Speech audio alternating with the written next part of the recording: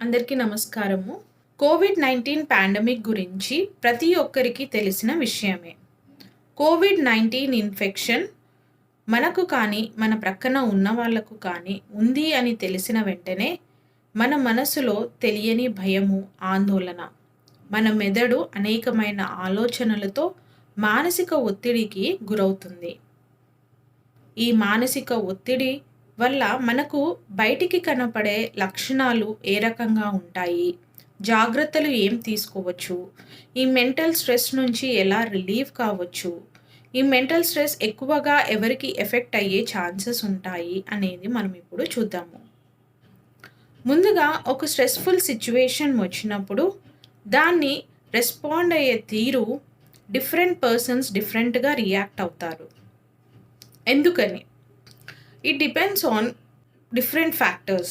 For example, social support. మన families నుండి, మన ఫ్రెండ్స్ నుండి మనకి ఎంత సపోర్ట్ లభిస్తుంది? మన ఫైనాన్షియల్ సిట్యుయేషన్ ఎలా ఉంది? మన హెల్త్ కండిషన్, మన ఎమోషనల్ బ్యాక్‌గ్రౌండ్ ఎలా ఉంది? మన నివసించే కమ్యూనిటీ ఎలా ఉంది? మన కోపింగ్ స్ట్రాటజీస్ ఎలా ఉన్నాయి? అంటే ఇంతకుముందు పాస్ట్‌లో డిఫికల్ట్ టైమ్స్ వచ్చినప్పుడు మనము ఆ సిట్యుయేషన్‌ని ఎలా ఎదుర్కొనగలిగాము అనే ఫ్యాక్టర్స్ పైన ఆధారపడి ఉంటుంది. అందుకనే ఒకే స్ట్రెస్ ఒక పర్సన్‌కి మైల్డ్ సింప్టమ్స్ తోటి, ఇంకొకరికి సివియర్ మెంటల్ సింప్టమ్స్ తోటి ప్రెజెంట్ అవుతారు.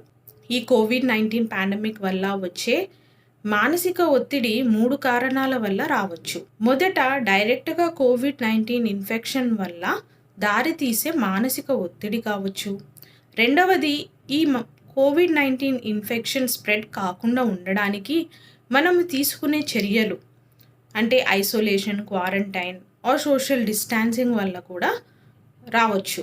మూడోది సోషో ఎకనామిక్ ఇంపాక్ట్. అంటే సింపుల్‌గా ఫైనాన్షియల్ క్రైసిస్ వల్ల కూడా ఈ మానసిక ఒత్తిడి అనేది రావచ్చు. ఈ కోవిడ్-19 పాండమిక్ వల్ల వచ్చే మెంటల్ హెల్త్ ప్రాబ్లమ్స్ న్యూ ఆన్సెట్‌గా ఉండొచ్చు. అంటే ఇంతకుముందు ఎప్పుడు మెంటల్ హెల్త్ ఇష్యూస్ ఏమీ లేవు. ఇప్పుడు కొత్తగా సింప్టమ్స్ ఈ స్ట్రెస్ తట్టుకోలేక ప్రెజెంట్ అయ్యారు. లేదు అంటే exacerbation of pre existing mental health problems.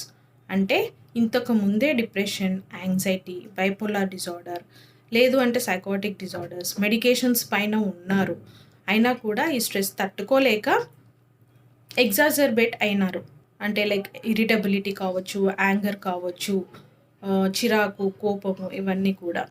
ఈ కోవిడ్-19 పాండమిక్ వల్ల మానసిక ఒత్తిడి ఏ రకంగా సింప్టమ్స్ ప్రెజెంట్ చేస్తారో నేను ఒక 5 సినారియోస్ ద్వారా మీకు ఎక్స్‌ప్లెయిన్ చేస్తాను.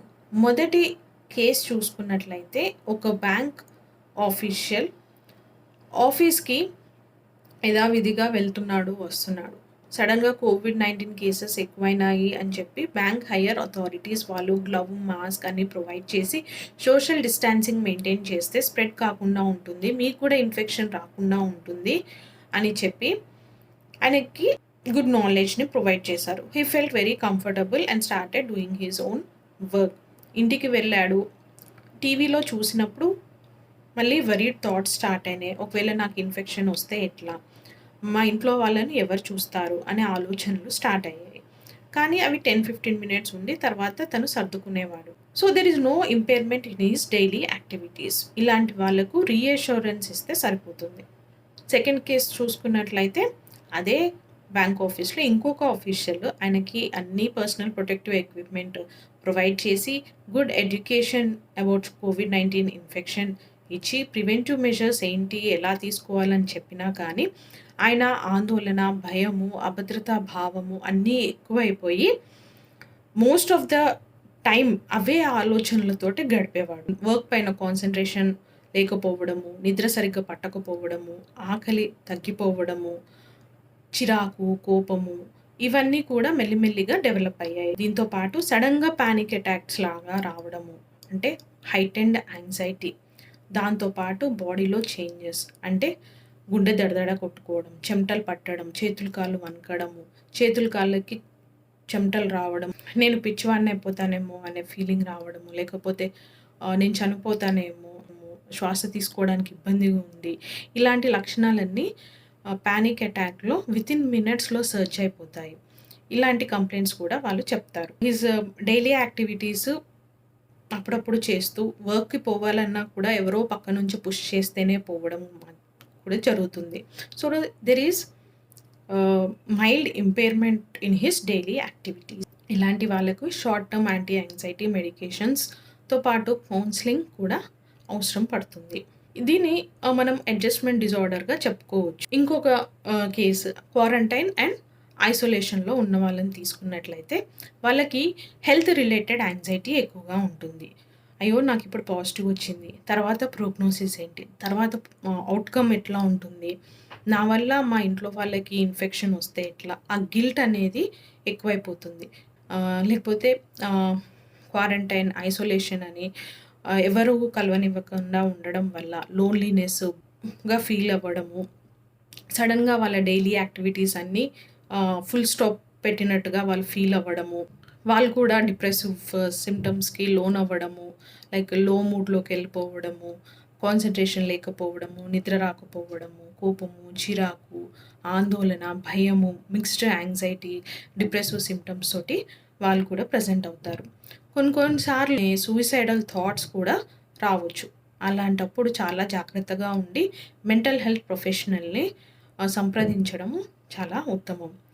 ఇంకొకటి ఐసోలేషన్‌లో ఉన్నవాళ్ళు సబ్‌స్టెన్స్ విత్‌డ్రాయల్‌లో కూడా ప్రెజెంట్ చేస్తారు. ఎందుకంటే వాళ్ళకి సబ్‌స్టెన్స్ యూజ్ అంటే తాగే అలవాటు ఉంటుంది. ఆల్కహాల్ తాగే అలవాటు ఉంటుంది. సడెన్‌గా ఐసోలేషన్‌లో ఉన్నప్పుడు ఇవన్నీ ఏం దొరకవు. సో, వీళ్ళు సడెన్‌గా విత్‌డ్రాయల్ సింప్టమ్స్ డెలీరియంలోకి వెళ్ళిపోతారు. అంటే వాళ్ళేం చేస్తున్నారు అన్నది వాళ్ళకి తెలియకుండా ఉండడము, చేతులు కాళ్ళు వణకడము, ఇవన్నీ కూడా నిద్ర లేకపోవడము, ఇవన్నీ కూడా జరుగుతాయి. వాటితోటి కూడా మనము జాగ్రత్తగా ఉండాలి. అలాగే మనము ఇంకొక అంశం తీసుకుంటే స్టిగ్మా. స్టిగ్మా అనేది ఈ సోషల్ డిస్టాన్సింగ్, ఐసోలేషన్, క్వారంటైన్ వల్ల వచ్చిన వర్డ్ ఇది స్టిగ్మా. ఈ stigma social distancing should not be confused or should be used for social discrimination. అంటే ఇదేదో అంటరాని వాళ్ళు లేకపోతే ఏదో హెచ్ఐవి ఇన్ఫెక్షన్ ఉంది అన్నట్టు కాదండి ఇది. కోవిడ్-19 ఇన్ఫెక్షన్ ఇది ఏరోజాల్ తోటి వచ్చేది. అందుకనే ఈ ప్రివెంటివ్ మెజర్స్‌ని మనం పెట్టింది. అంతేకానీ వాళ్ళ దగ్గరికి పోవద్దు, వాళ్ళు టచ్ చేసినవి టచ్ చేయొద్దు, ఇట్లాంటివన్నీ కొంచెం మనము బ్రేక్ డౌన్ చేయాలండి. ఈ సోషల్ డిస్టాన్సింగ్ అనేది ఇన్ఫెక్షన్ స్ప్రెడ్ కాకుండా ఉండడానికి మాత్రమే. సోషల్ కనెక్షన్‌ని డిస్కనెక్ట్ చేయడానికి కాదు. మనం సోషల్ మీడియా అంటే we can use our phones, video call చేసి వాళ్ళతోటి మాట్లాడొచ్చు. సోషల్ టుగెదర్‌నెస్‌ని తీసుకురావచ్చు. వాళ్ళలో ధైర్యాన్ని చెప్పొచ్చు, సపోర్ట్ చేయొచ్చు. వాళ్ళకి కావాల్సిన వస్తువులను తీసుకొచ్చి వాళ్ళ ఇంట్లో ఇవ్వచ్చు. కాకపోతే మనము సేఫ్టీ ప్రికాషన్స్ వాడుతూ ఇవన్నీ చేయొచ్చు. ఇంకొకటి ఎవరు ఎక్కువ ఎఫెక్ట్ అయితారు దీంట్లో? చిల్డ్రన్, ఎల్డర్లీ, ఇంకా ఇంతకుముందు ఉన్న మానసిక ఇబ్బందితో ఉన్నవాళ్ళు. ఇంతకుముందు మానసిక ఇబ్బందితో ఉన్నవాళ్ళు మెడికేషన్స్ రెగ్యులర్‌గా వాడాలి. ఈ లాక్‌డౌన్ అని లేకపోతే ఫైనాన్స్ ఇబ్బంది ఉంది అని చెప్పి చాలామంది మెడికేషన్స్‌ని ఆపేస్తున్నారు. దీనివల్ల ఉన్న ప్రాబ్లమ్స్ అగ్రవేట్ అయిపోయి ఇంతకుముందున్న ప్రెజెంట్ అయిన సింప్టమ్స్ అన్నీ మళ్ళీ వచ్చే ఛాన్సెస్ ఎక్కువగా ఉన్నాయి. సో, జాగ్రత్తగా ఉండి మెంటల్ హెల్త్ ప్రొఫెషనల్‌ని కలిసి మెడికేషన్స్ వాడడం ఉచితము. ఎల్డర్లీకొస్తే వాళ్ళ హెల్త్ ఫిజికల్ ప్రాబ్లమ్స్‌తో పాటు కొంచెము డిమెన్షియా అంటే మర్చిపోయే తత్వం కూడా ఉంటుంది కొంతమందికి. అప్పుడు ఇలా కట్టడిగా ఉండేసరికి, ఎటు పోవద్దు అనేసరికి వాళ్ళకి చిరాకు, కోపము ఇలాంటి ఎఫెక్ట్స్ కూడా రావచ్చు. సో, వాళ్ళకి నిదానంలో ఈ కోవిడ్-19 ఇన్ఫెక్షన్ గురించి చెప్పడము, ప్రికాషన్ మెజర్స్ చెప్పడము, మంచిగా వాళ్ళకి చెప్పితే వాళ్ళు అర్థం చేసుకునేలాగా మనము వాళ్ళకి ఎడ్యుకేట్ చేయాలి. అలాగే పిల్లలు కూడా వాళ్ళకి టైమ్ పాస్ కోసం వాళ్ళు పరిగెత్తే వయసు, బయట ఆడుకోవాలనుకుంటారు. కానీ మనం దానికి కట్టడి చేయడం మూలంగా వాళ్ళు కోపానికొస్తారు. టెంపర్ టాంట్రమ్స్ త్రో చేస్తారు. సో, వాళ్ళని కూడా మనము నెమ్మదిగా వాళ్ళకి అర్థం చేపిస్తూ, ఉన్న సిట్యుయేషన్‌ని మనం ఎలా డీల్ చేస్తున్నాము అనేది వాళ్ళు పెద్దలను చూసే నేర్చుకుంటారు.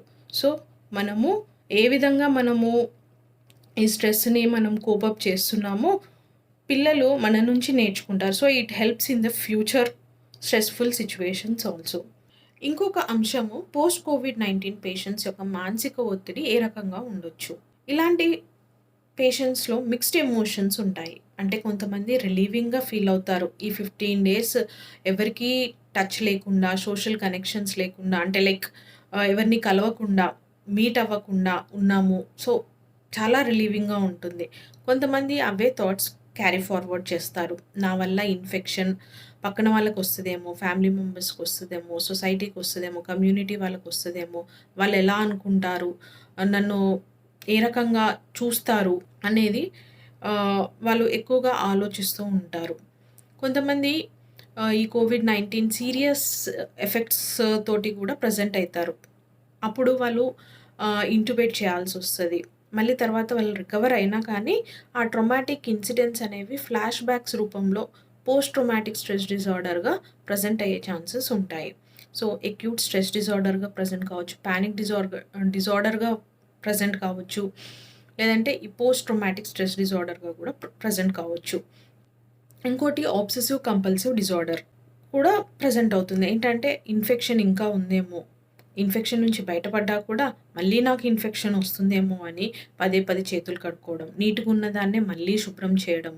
ఇలాంటి యాక్టివిటీస్ అనేవి రోజు మొత్తంలో ఎక్కువ టైం వాటికే కేటాయిస్తూ ఉంటారు. ఇలాంటి ప్రెజెంటేషన్స్ ఉన్నవాళ్ళు మెంటల్ హెల్త్ ప్రొఫెషనల్‌ని కలవడము మంచిది. ఇలాంటి వాళ్ళు థెరపీస్‌తో పాటు, కౌన్సెలింగ్స్‌తో పాటు మెడికేషన్స్ కూడా తీసుకోవడము మంచిది.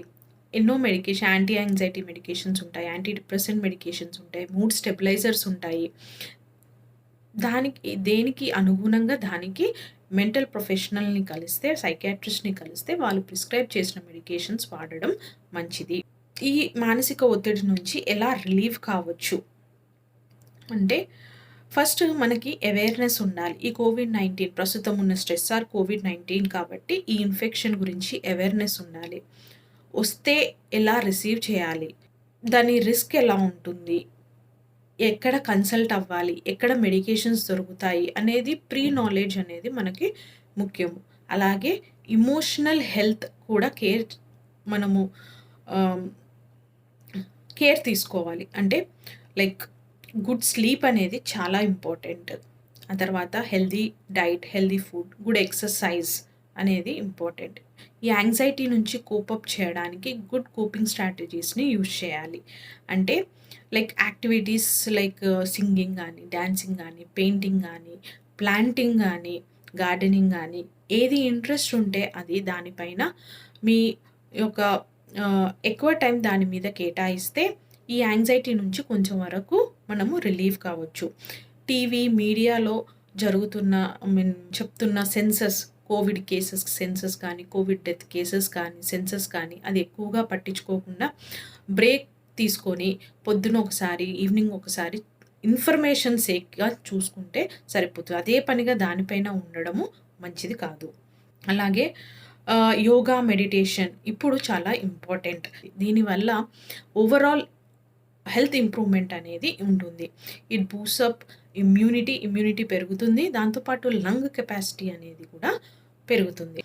మనము ఏవైతే డిస్‌ఫంక్షనల్ థాట్స్ ఉన్నాయో అంటే లైక్ ఇప్పుడు డిప్రెషన్‌లో ఉన్నవాళ్ళు, నేను దేనికి పనికిరాను, నేను చనిపోతే బాగుండు, ఇట్లాంటి డిస్‌ఫంక్షనల్ థాట్స్ ఉంటాయి. ఇట్లాంటి వాళ్ళకు బిహేవియర్ థెరపీ, కాగ్నిటివ్ థెరపీ ఉంటుంది.